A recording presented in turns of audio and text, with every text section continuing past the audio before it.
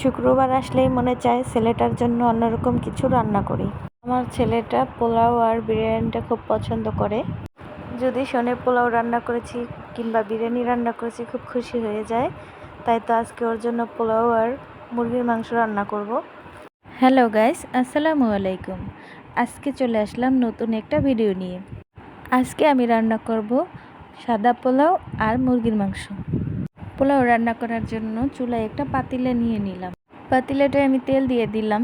তেলটা গরম হয়ে গেছে, এখন আমি পেঁয়াজ দিয়ে দেব। এই পেঁয়াজটা ভেজে আমি বেরেস্তা বানিয়ে রেখে দেব।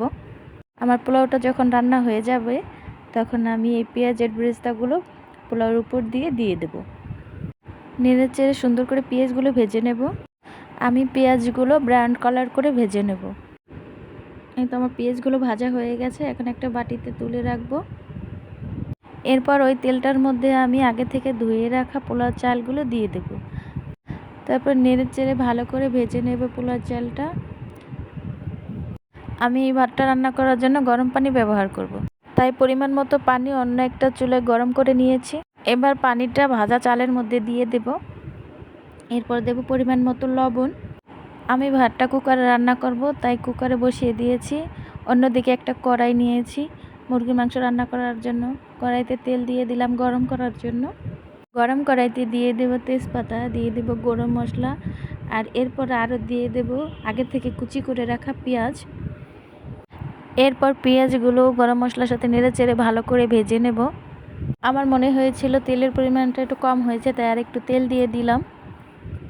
পেঁয়াজগুলো ব্রাউন কালার করে ভেজে নিয়েছি।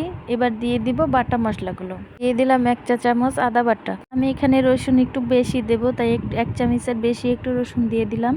এরপরে দিয়ে দিলাম জিরা বাটা। এরপরে দিয়ে দিলাম পেঁয়াজ বাটা। এরপর নেড়েচেড়ে কিছু সময় মশলাগুলো ভেজে নেব। তারপর অল্প পরিমাণে একটু পানি দিয়ে দেব। পানি দিয়ে দেব মরিচের গুঁড়ো, হলুদের গুঁড়ো, আরও দেব পরিমাণ মতো লবণ। এরপর সবগুলো মশলা একসাথে ভালোভাবে কষিয়ে নেব। একটু কষিয়ে আবার একটু পানি দেব, এতে করে মশলাটা ভালো মতো কষানো হবে আর মাংসটা খেতে অনেক মজা হবে। এবার দিয়ে দেব মুরগির মাংস। মুরগির মাংসটা দেওয়ার পরে ভালোভাবে নেড়ে চেড়ে কষিয়ে নেব। এরপর ঢাকনা দিয়ে কিছু সময় ঢেকে রাখবো। অন্যদিকে আমি রাইস কুকারে যে ভাতটা বসিয়ে দিয়েছিলাম, আমার ভাতটা অলরেডি হয়ে গেছে।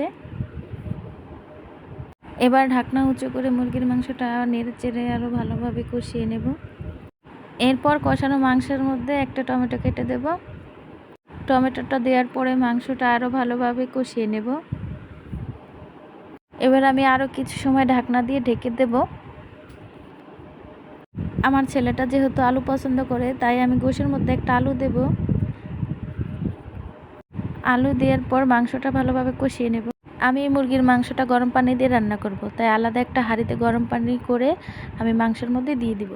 আর আমি শুনেছি গরম পানি দিয়ে তরকারি রান্না করলে নাকি তরকারির স্বাদটা অনেক ভালো হয়। এরপর আমি ঢাকনা দিয়ে ঢেকে কিছু সময় জাল করে নেব। ঢাকনাটা উঁচু করে তরকারিটা এবার একটু নেড়ে দেব। এই তো আমার রান্নাটা শেষ হয়ে গেছে। দেখুন কত সুন্দর হয়েছে তরকারিটা। আমাদের ভিডিওটি কেমন লাগলো কমেন্ট করে জানিয়ে দিবেন। ভিডিওটি ভালো লাগলে আমাদের চ্যানেলটি সাবস্ক্রাইব করে দিবেন।